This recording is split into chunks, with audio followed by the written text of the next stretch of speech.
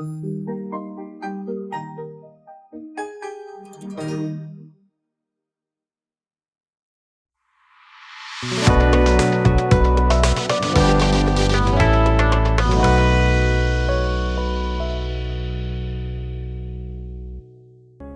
morning, friends.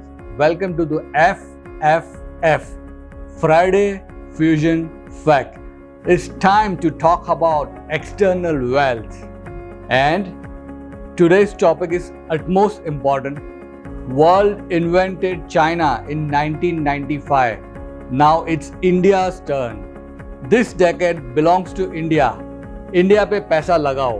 In the last few years, many reforms initiated by Modi government. Let me give you a glimpse of 6 major reforms.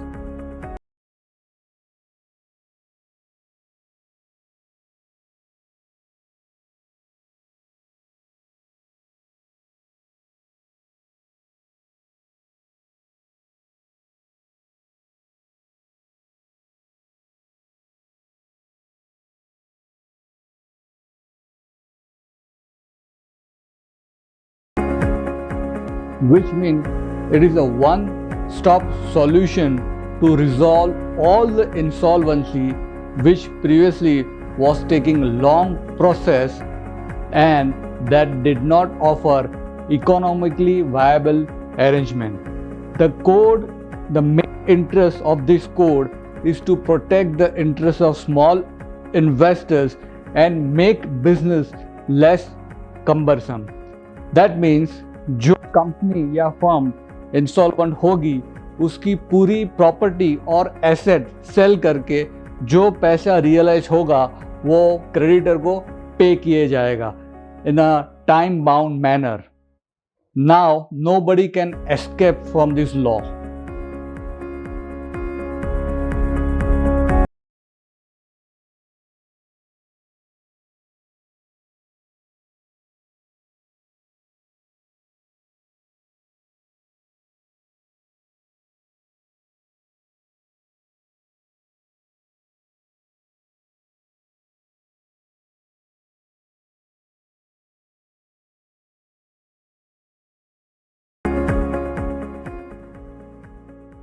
Which means goods and services tax has replaced many indirect taxes like VAT, excise duty, service tax. In total, it has replaced 17 indirect taxes. So, it has reduced the paperwork considerably. There will be no hidden taxes. Therefore, cost of doing business would be lower. Many unorganized sector can now be traced and can now be levied under the GST. It is simple and easy online procedure. जब product पे VAT tax लगता था तब वही product का दिल्ली में अलग price था, बॉम्बे में अलग प्राइस था. उसकी कॉस्ट बढ़ जाती थी, ट्रांसपोर्टेशन में ज़्यादा वक्त लगता था, बिजनेसमैन को उसकी इन्वेंट्री भी बहुत ही बड़ी रखनी पड़ती थी. That is all has been replaced in GST. It was now it has become easy to take the input credit also. So GST आने से बहुत सारे फायदे बिजनेसमैन को हो रहे हैं.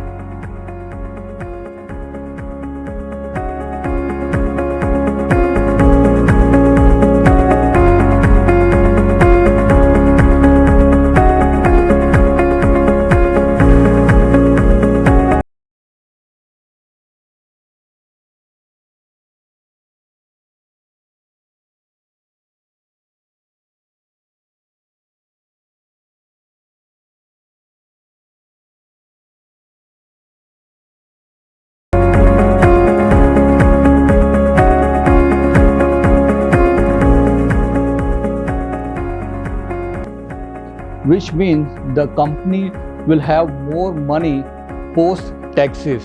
So the savings will be invested for capital investment and entrepreneurship, which leads to overall growth. Number 2, the more money will put for the further technological improvement. And number 3, it increases the workers' productivity and earning. So more savings of that money will be invested in development and growth of the company and economy.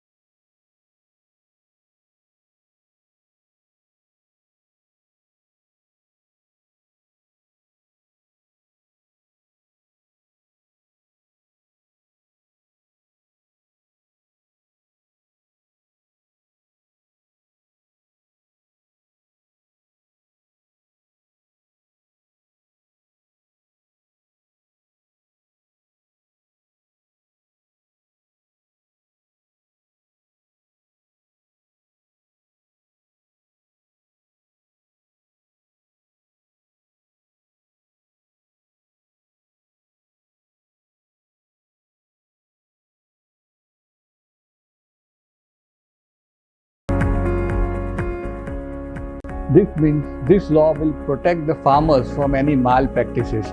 Now farmers can sell their product anywhere in the country.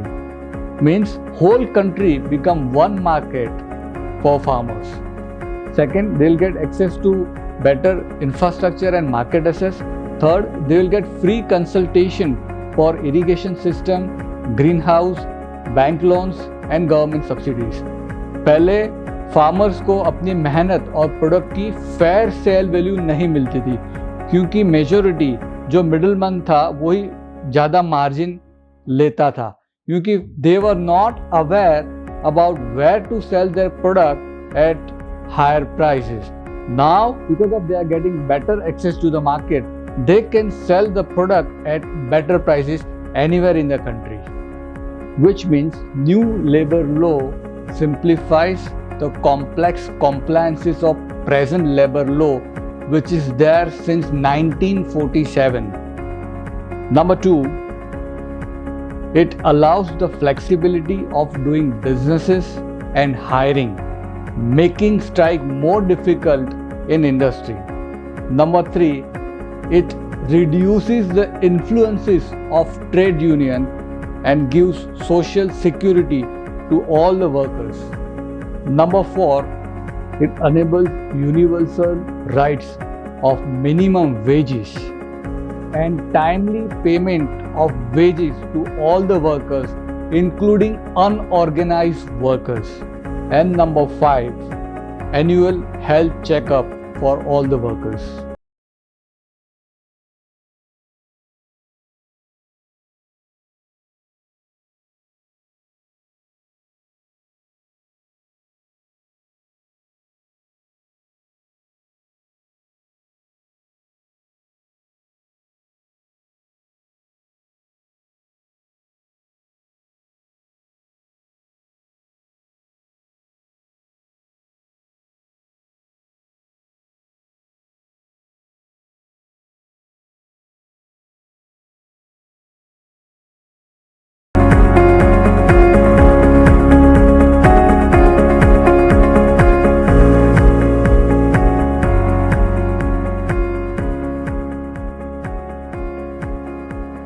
Which means FDI is a major monetary source of economic development in India. Increasing FDI will create more jobs, will boost manufacturing as well as service sector, and that will result in creating more employment and overall economic growth. Again, 50% FDI is allowed in insurance and defense sector, and recently government has raised capping for FII on investment in government bonds. Again, 50% investment, direct investment is allowed in direct retail in e-commerce.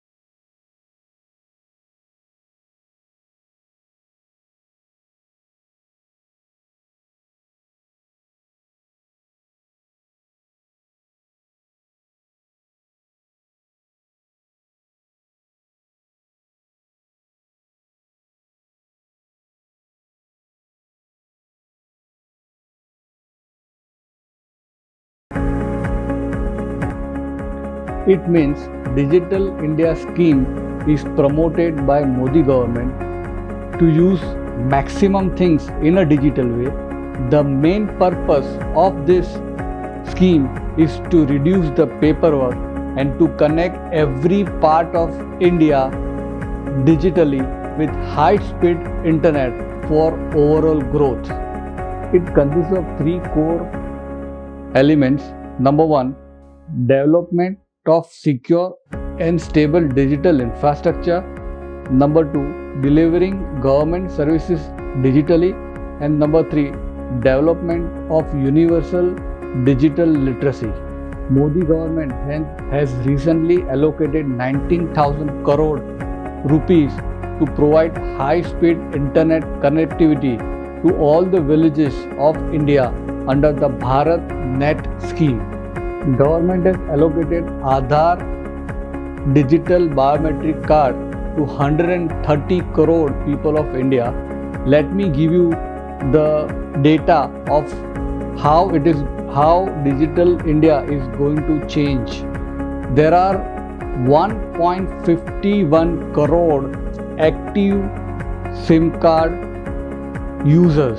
That means there are 121 crore active mobile phone users. There are 45 crore smartphone users. There are 70% of the people are using internet. 73% of the web traffic is coming from mobile internet. Let me give you example of e-governance. That means electronic governance, Aadhaar card, payment of tax online, e-commerce business, digital management of land, faceless assessment of income tax scrutiny. This has resulted into considerable reduction of corruption. पहले क्या होता था कि SSC को कौन officer है मालूम था, ऑफिसर को कौन एसएससी है मालूम था.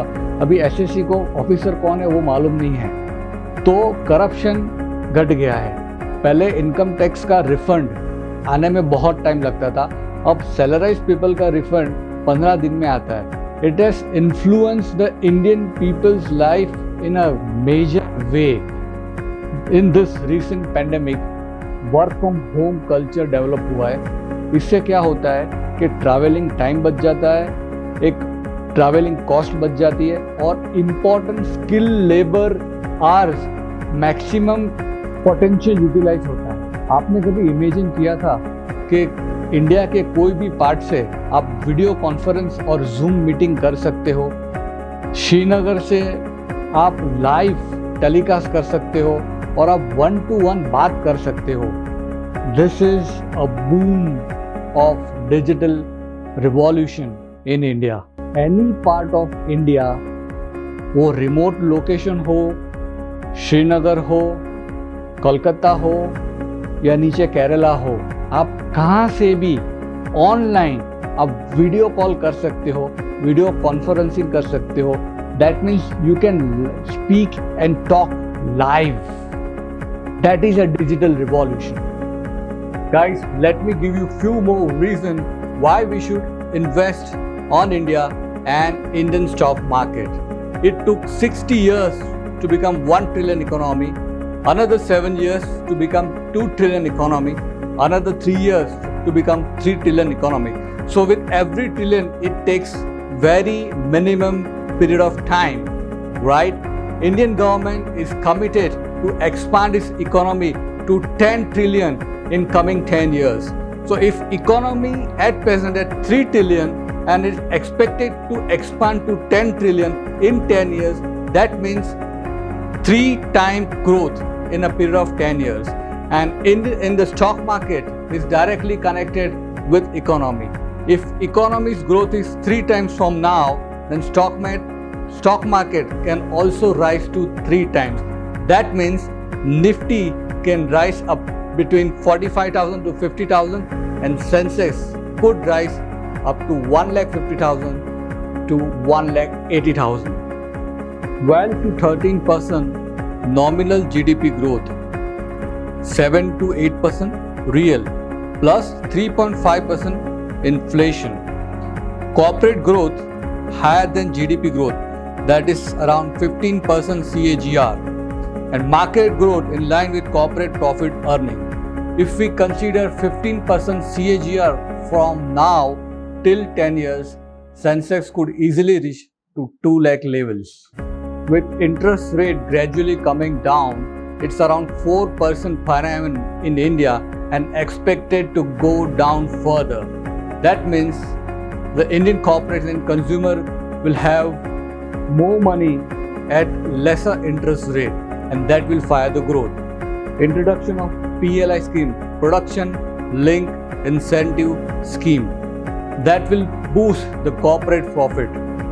India's foreign exchange reserve is at all-time high, $16 billion as on 10th June 2021. India is best placed demographically, and it is the third largest consumption country in the world.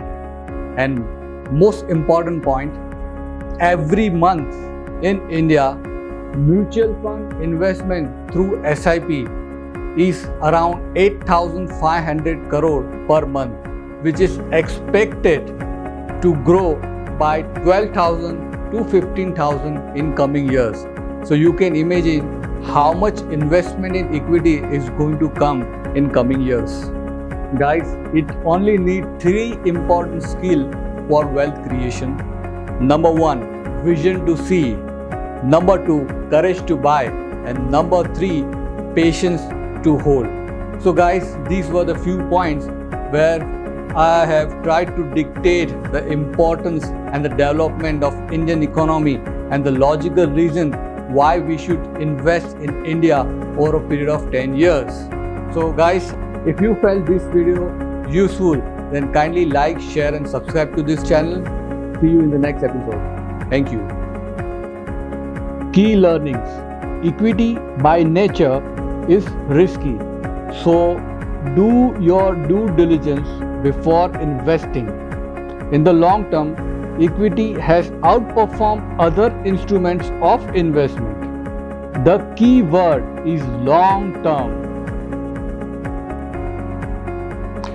Investment in equity should be the capital. You do not need in the near future and have a long-term horizon. Never borrow money to invest in equity. Never allocate more than 10% in any particular large cap stock, 8% in mid cap stock, 4% in small cap stock. Don't allocate more than 20% in any particular sector. Don't look at the stock prices daily, as the market never moves in one single direction. Thank you.